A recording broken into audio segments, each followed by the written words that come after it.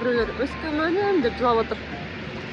Я потому что бізде бүгін 20 қанша өскемен. Мен оны езіп қасалап армындасаңдарды.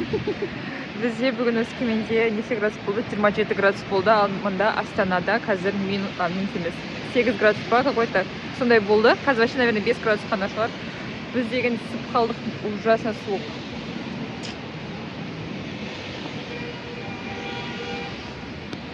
Еще қазір жаңбыр жауып тұр вообще.